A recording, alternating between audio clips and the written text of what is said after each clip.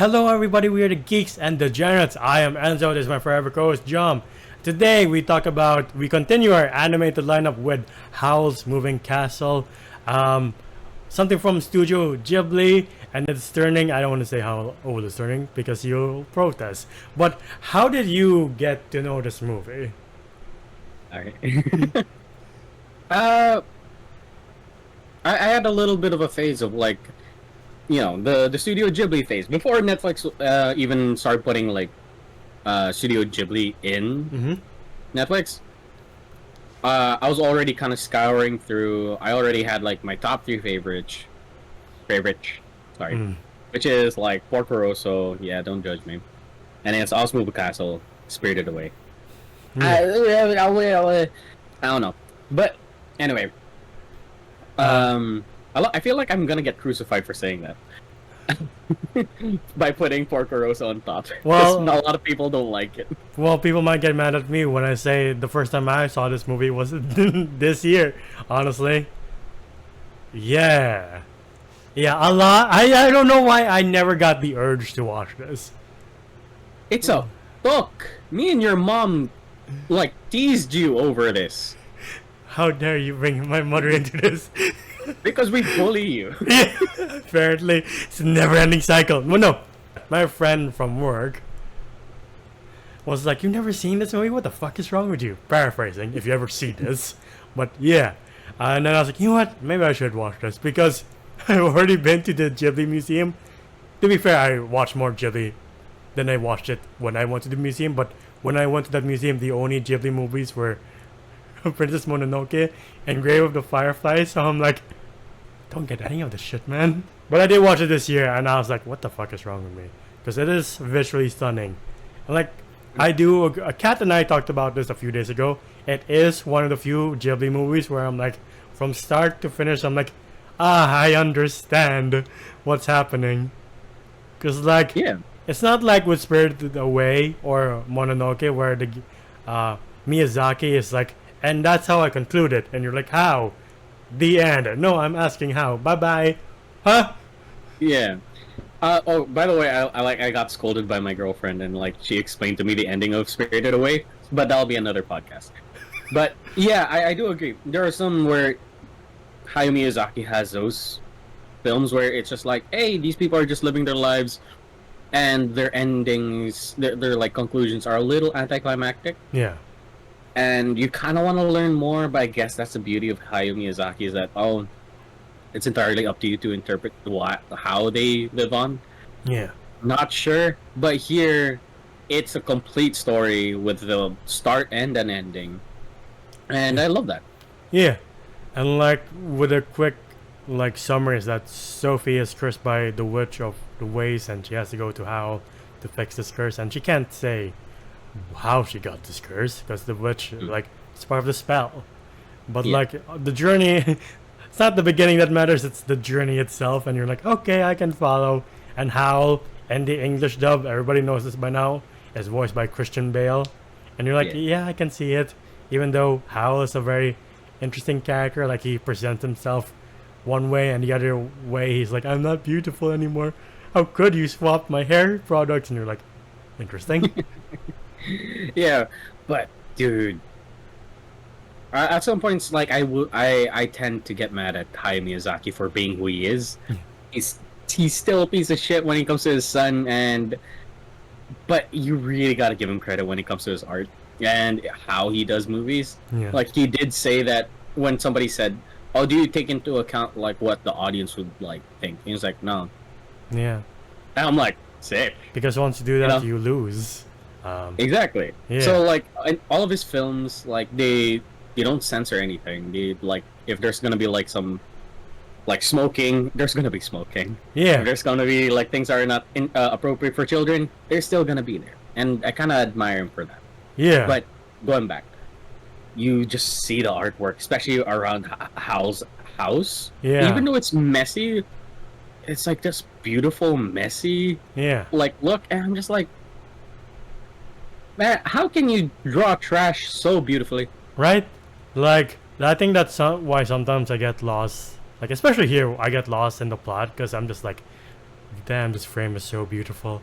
I can't Yeah. not. I want to reverse it and like I do forget the plot because I'm like I want to see that again and again Yeah. and again and again and again. Dude, like I know people tell us like, "Hey, watch it subbed," or like some sub purists are like, "Hey, English dub is the worst." Hmm. Here, it is not. It is pretty good. And two, do you really want to be reading things while there's so much things to look at on the screen? Yeah, like A lot of us ain't speed readers. I'm sorry, I'm one of them. But yeah, I do agree with you where, like, just looking at the art, you're like from the visually beautiful to the visually grotesque, you're still like, I can't look away. Well, like when the witch was climbing up the stairs, and you're like, I kind of want to look away now, but you're still like, I still want to see what the end result is, and you're like, oh, that's the end result. That's funny. Or she's just like Yeah. dying, sweating. Yeah. The only point I really get lost in is the war. I'm like, how does the war factor into this again? That's the odd part where like it is somewhat like, I guess, a nuance to World War One. Yeah. Especially the setting. I think the setting of this is somewhere in Italy. Yeah. Like that's where it's based on. Hmm. Yeah, I can see that. Yeah, yeah. Yeah. With the like the small fishing towns, I'm like, yeah, that looks like somewhere in Europe. Yeah. Or like the Grand Palace. You're like, that's definitely like France or like Germany back in the day. I can't think of any European countries for the life of me. Yeah. But I will say I do get your point. Like I do get lost in the storytelling. I'm just like, when it comes to like the war, where there's this thing that's happening. Yeah. They're getting wizards to fight into this war, and they're like, Howl's not like cooperating, and that's where they're like, hey, we enlisted you, you gotta join, Yeah. kind of deal. Yeah. And like I do again, like this scene that really pops up the most is when they go back to Howl's like old house and like near the lake. And I'm just Yeah. like, God damn, I'm getting lost in how beautiful this is again. Holy fuck. Yeah. Like you can be here for the story and for the visuals, and you'll still leave. Like that was pretty great. I will say, when it comes to Hayao Miyazaki movies, it is somewhat a 5-star restaurant kind of experience. Like it's a 5-course meal Yeah, kind of deal. Like you're just there for the feel of it, not really because you want to indulge into the content. No, it's just like yeah, it's just a vibe. Yeah, it's just a vibe. You just feel it, you know. Yeah, And yeah, as you mentioned, like that scene where it's like little Hal yeah. and Sophie's like trying to get to him, and then you see the shooting star like fall into the lake. I'm just like, Yeah. my eyes, or if they could spew semen, I swear. Like, I'm sorry. Really sticking to the degenerate part of her name, huh? That's Yes, fine. sir. All right, but yeah, please go on. But yeah. Anyway, sorry. Let's carry on. Oh, that's it. You just want to. Yeah, that's it. Like, Okay. leave me alone. But yeah, I've seen like this film. I think is the most influential film aside from Spirited Away because there's like a lot of like products or like a lot of like merch from it. Like there's a lot of art inspired by it, a lot of merch inspired by it, and you're like, if you don't know what it is, you're like, that looks cool. But if you know, you're like, huh, okay. You like Howl's Yeah. Moving Castle, huh?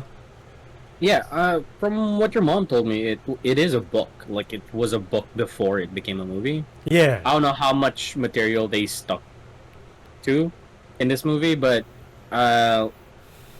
like my mom did say that like when she was watching this, she did not know that it was based on the fucking book, but she was still like blown away by it. Yeah. I mean, yeah, I always forget that it's based on a book, even though the beginning is like based on this, and I'm like, what was that? Oh, okay, never mind. All right, just show me the pretty colors, you know. Right? But like again with the ending, it's not like other movies where I'm like, can you please explain that more? I would love to hear your girl's explanation on Spirited Away some other time. But like Yeah. with Mononoke, you're kind of like, how do you conclude that?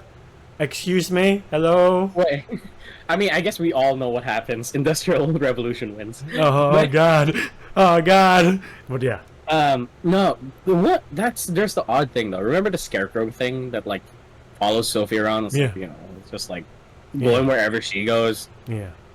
And then it turns out to be a prince. Yeah. I was like, why was that added there? But okay. Yeah. I guess it was in the book, but Hayao Miyazaki's like, I got no time for this guy. Yeah, and then the prince was like, I'm gonna solve the world's problems now, bye bye. And you're like, could you what? Yeah, that's when I was like, wait. So we could have stopped the war. Right? And I was like, wait, so it's all the wicked witch of the West's Yeah. fault the entire fucking time. I guess so. But even the witch is like, alright, peacetime. And you're like, what the fuck were you waiting for? Yeah, dementia kind of kicked in a little early, and she was just like, I'm a nice old lady, you know? Right? But yeah, like, I'm not here to like really think on like the beginning and ending, but like, Yeah. if I forget the beginning, I'm just like, why the fuck is she old again? Huh? And then I forget everything else. I'm like, alright, you know what, never mind. Why is she? I mean, she doesn't become old again. She could become No, no. young. But like, the main reason of why the witch was like, I choose you to be old. And you're like, why? Okay. Oh, yeah.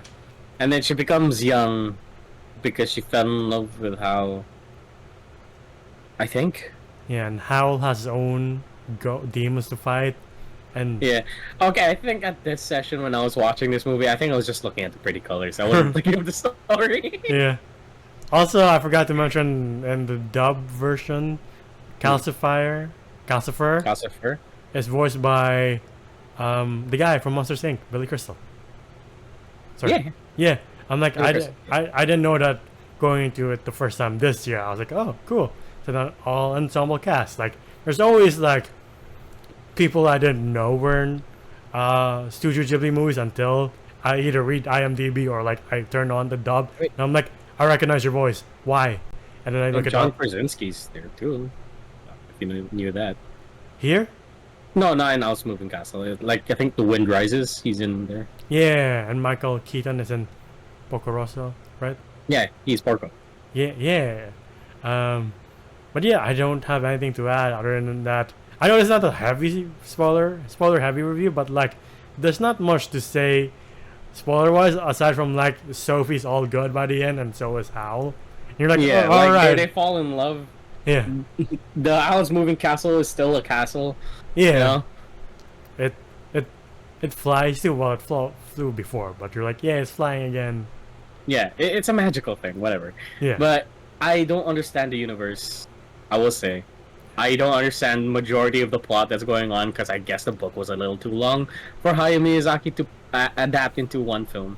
yeah, But other than that, it's still a beautiful film. And if you're a fan of Hayao Miyazaki and like any Studio Ghibli stuff, please Yeah. watch it.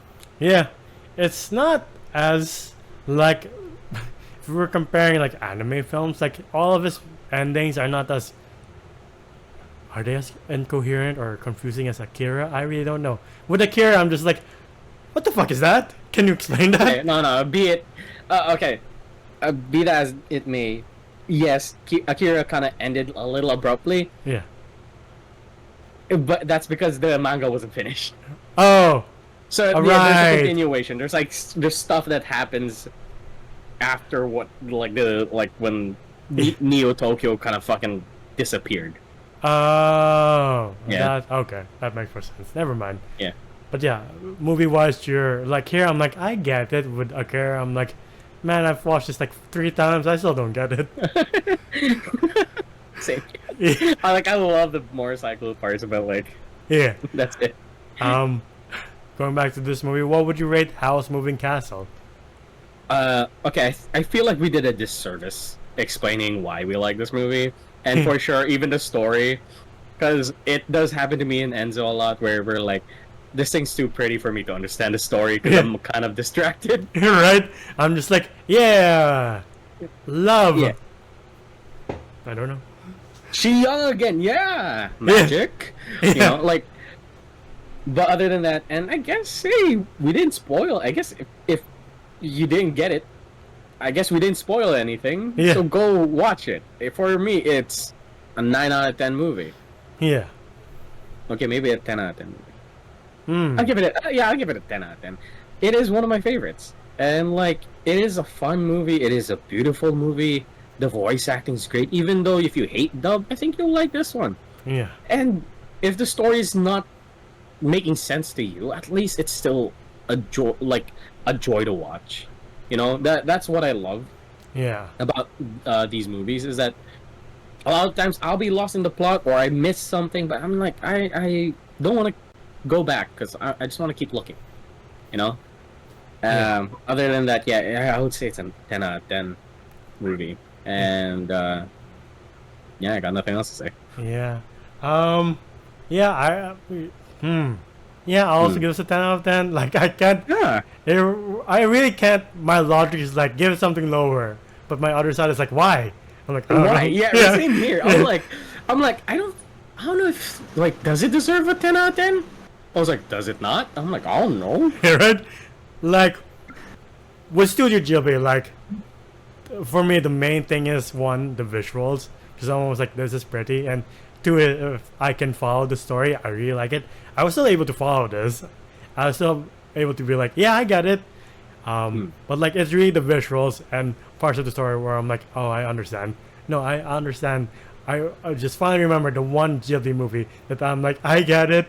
And that's Grave of the Fireflies, where I'm like, I get it, War is Blood. I get it. I mean, at least you understood the ending. It wasn't a nice ending. It's coming to Netflix in the Philippines, by the way. I know. By the way, Porco Rosso had a solid ending. Well, maybe we'll do that some other time. Yeah. Who knows? I don't know if you're gonna give it a 10 out of 10, but I will. Sure, you do you. We'll find out then. But yeah, visuals are stunning, and like again, Ghibli either does visually stunning masterpieces, even though whether the subject be like Howl's Moving Castle or Princess Mononoke, even Grave of the Fireflies or My Neighbor Totoro, where you're like either like, oh, this is so stunning, I can't look away, even when the subject matter is quite like heavy, and you're like, I kind of want to look away, but I can't. But that's the main draw from these movies. I'm not saying it's substance, style over substance. There is substance here. I'm just too distracted to get what it is. I feel like this sums up our our feelings for Studio Ghibli. Yeah. You know, like there's substance in there. There's nuance to it. Like if we just pay attention, but we both got ADHD, so it's kind of hard. Yeah. And there's not as much action as like in Princess Mononoke, where I'm like, okay, I can follow. But yeah, visually stunning, good story, and like it all of their movies hold up. There's not one movie where I'm like, that looks bad. Dude, a lot of the times I'm like, ooh, this was out in the 90s? Yeah, yeah. No? Like sometimes I just get shocked. Howl's Moving Castle is not made in the 90s, by the way. I'm just saying. Yeah. Like if any Studio Ghibli movie was made in the 90s, I would forget because I'm like, yeah. hey, it doesn't feel old. Yeah, that would be like Totoro and Mononoke, where you're like, I can't tell that it's in the 90s and 80s. Yeah. But yeah, both 10 out of 10s. This is the highest recommendation. Like we didn't spoil much, but like if you made it to the end, these are our last thoughts about this movie. So like if you haven't seen this, if you're like me, delaying on it, please, I beg you, watch this. If for nothing else, it's just again visually stunning. It's a stunning visual masterpiece. That's all I'll say for this video. Anything to conclude this video? Nah, I think we all said our praises. And yeah, to the audience watching, what's your favorite Studio Ghibli or any Japanese animated movie that you love? Whether it's Studio Ghibli, I forgot the studio who did Weathering with You or You and Your Name, but those are also visually stunning. Yeah, I think they're kind of like in the same bracket now, where they're just putting out like absolute bangers. Yeah. I haven't seen the new one yet though. Oh yeah, there's one with a chair that involves a chair. I'm like, what's that about? Yeah, and a wolf guy. Yeah. Anyway, that's been our video for Howl's Moving Castle. If you like this video, please leave a like, subscribe, and ding the bell icon to get notified of when we upload next. We're also on TikTok and Spotify. Spotify to hear us on the go. TikTok to what? I'm kidding. TikTok to to see our best and funniest moments like this one and our reactions to trailers. And the video I'm Zodas Voices on TikTok and Wolf on Letterboxd. Where can they find you? Oh, you can find me at JohnGM _ on Instagram. It is my art account. Until the next one, we'll see you then. Bye, everybody. Ciao.